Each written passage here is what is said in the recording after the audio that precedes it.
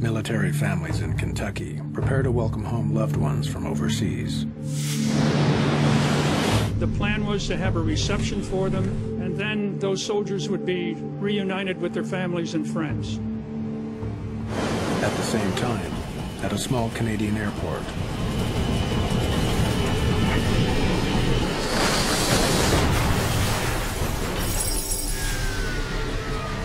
There's wreckage all over the place. There was massive destruction. Nobody could have survived this. 256 people are dead. It's one of the worst aviation accidents of all time. Anytime a crash of this sort would occur, immediate suspicions would be raised. Answers will be hard to come by. It does not advance safety to get the wrong cause of an accident. As two radically different scenarios for the crash emerge.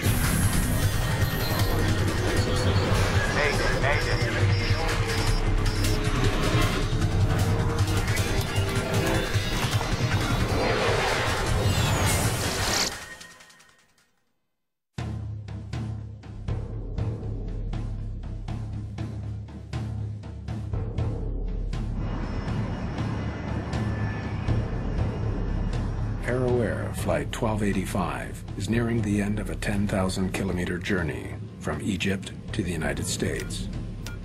The DC-8 is on its way to Fort Campbell, Kentucky, via Germany and Newfoundland. On board are 8 crew members and 248 passengers. Most of them are U.S. soldiers with the famed 101st Airborne Division, the Screaming Eagles. That division fought through World War II, through D-Day and the Battle of Normandy, dropped in behind the German lines, has really marked its place in history. I think everybody who serves in that division has a special loyalty and a special feeling about the division and being part of it. They had been in the Sinai for 5.5 months. So I'm sure they were anxious to get back to friends and family and to enjoy the holidays. To bring the soldiers home, the military has hired the charter carrier Arrow Air. It was not unusual to do that back in the 70s and 80s, where the government would contract with the civilian airlines to transport troops in and out of the country. At 5:30 in the morning, the Douglas DC-8 lands at Gander International Airport on the eastern edge of Newfoundland. They had to refuel in Gander before they could complete the flight into Fort Campbell, Kentucky. Okay, guys, I'd like to be refueled, checked, and wheels up in 90 minutes. Roger that. Captain John Griffin has been an Arrow Air pilot for 4 years. He's also a flight instructor for the airline. First Officer John Connolly will be at the controls when Flight 1285 leaves Gander. Mike Fowler, the flight engineer, monitors the aircraft's mechanical systems.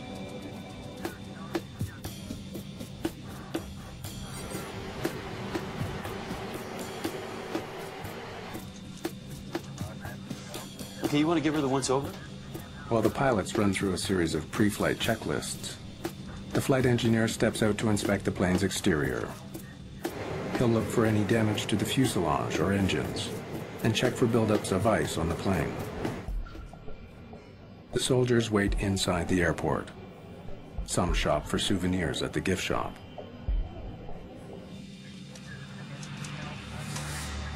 Anything? Okay. Roger that.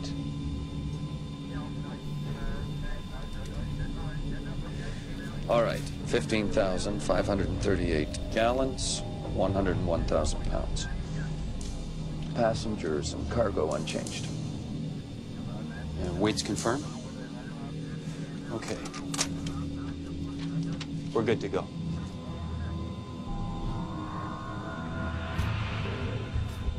That puts us here. Rotation is 144 knots. Yeah, that looks good. On the airspeed indicator is a marker, or bug. It reminds the crew of the exact speed they must hit in order to get the plane off the ground. bugs are set on the right. Copy that. With the refueling and pre-flight checks complete, the 248 soldiers get back on board. I think it was probably a very joyous mood because when they landed in Gander, I know some of them went in and used the telephones to call Fort Campbell and call their families and say they were in Gander and they'd be home in a few hours. Gander Tower. Big A 950, we've completed refueling and pre-flight checks. Requesting taxi to runway 31. Big A 950, winds at 290 at 4 knots. Takeoff now, runway 22. A last-minute change puts Arrow Air on a different runway than originally planned. 9,900 feet. Take off to the south. We're good. Copy that, Gander, runway 22.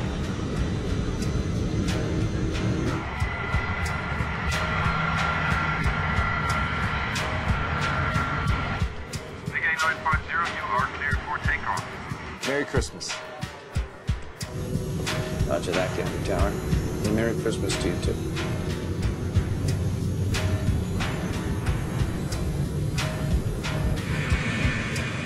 The DC-8 accelerates to takeoff speed. 80 knots. Check.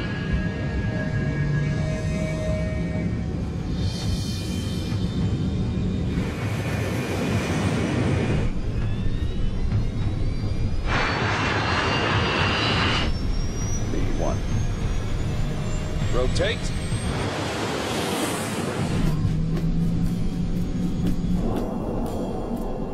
Arrow Air 1285 lifts off from Gander Airport at 6:46 a.m. But just seconds later, She's flying like a pig.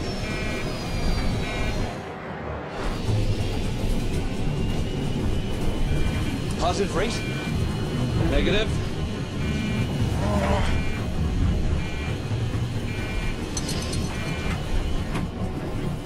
I'm sure for the last few seconds, those soldiers knew that there was a serious problem in hand. What's your altitude? Pull up. Come on, airspeed. Airspeed. Watch the trees.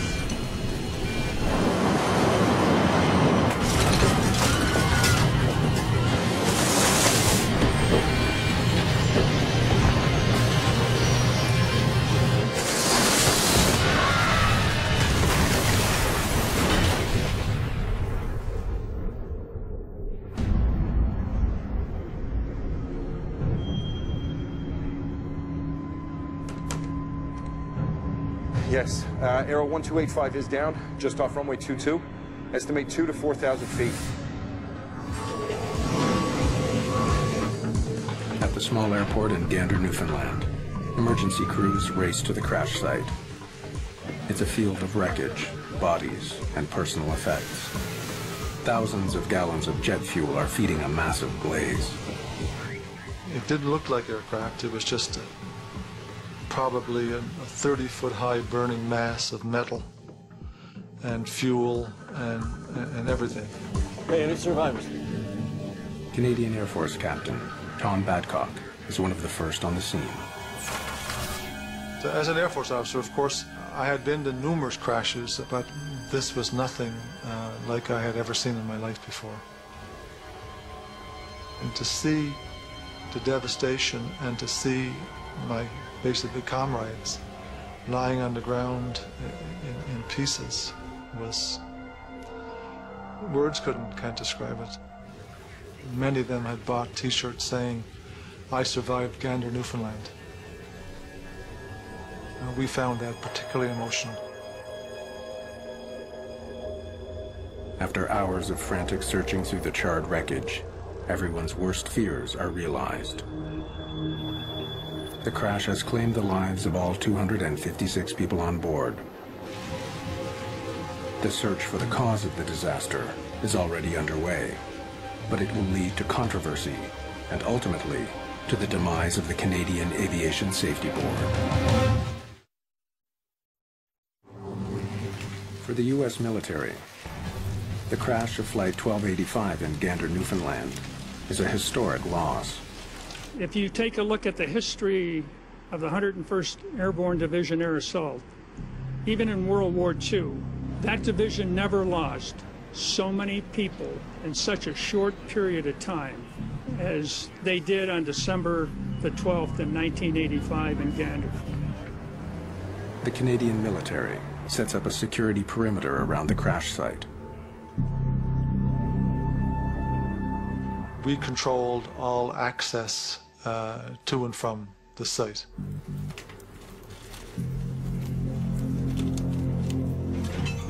The RCMP asked me if I would identify an object which they thought to be strange. Never seen a casing like this before. And he said, does this have any kind of a chemical or a nuclear connotation? And I said, no, I have no idea what it is. The find raises suspicion about what was on the flight. Certainly it's possible that Arrow Air could have been carrying things either that it shouldn't have been carrying or that weren't on any kind of cargo manifest. David McNair is an investigator with the Canadian Aviation Safety Board. There are aircraft parts everywhere, and you immediately became aware that it was going to be hard to find things that you needed to find. McNair is joined by colleague Peter Bogue. They arrive hours after the crash to a scene of complete devastation. The sights and smell is always unpleasant, but you just have to. You have to do this part of your job. The terrible scale of the crash quickly makes headlines around the world. It will have a tremendous impact on this division. This is not only a sad day for the 101st Airborne, but a sad day for the nation. Most of the young men and women we mourn were returning to spend the holidays with their families. You do not grieve alone. We grieve as a nation together, as together we say goodbye to those who died in the service of their country. There is just no way that I can express to you how tragic that was, with the loss of so many people in that one plane crash. The Americans were really suffering in terms of military losses. Just 2 years prior to the crash of the Arrow Air flight, the United States had lost a large number of soldiers in a suicide truck bombing in Beirut. So the losses, in a sense, were mounting, and although the numbers these days might not strike us as extraordinary, they certainly were extraordinary at the time. It wasn't just some assortment of soldiers, a large number of them from one of the leading American military units in the American Army. You know, all of this raised, if you like, the symbolic stakes, quite apart from the casualty toll of the loss of life that occurred. Investigators immediately interview the Gander ground crew and get some intriguing information. Good morning. Did you see the flight engineer inspect the aircraft? But they did not de-ice the wings before taking off. Yeah, we picked up a little bit of ice coming in. We're good to go. Okay, thank you. Well, we were concerned about icing because the refueler witness indicated that they had picked up some ice on the approach. They turn to meteorological reports for the early hours of December 12th. In early morning, it was very, very icy. And it had been severe freezing rain. They flew in during the time that the forecast was for icing. McNair and Bogue wonder if the crew of Flight 1285 may have made a serious error by not de-icing. They check to see what other planes flying out of Gander did that morning. There were 2 other takeoffs this morning. One de-iced, one didn't.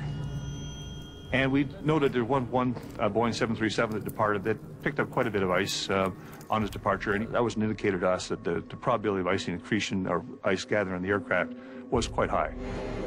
But the other aircraft, a British Aerospace VC-10, had been on the ground for 50 minutes and did not de-ice. It got off the ground safely.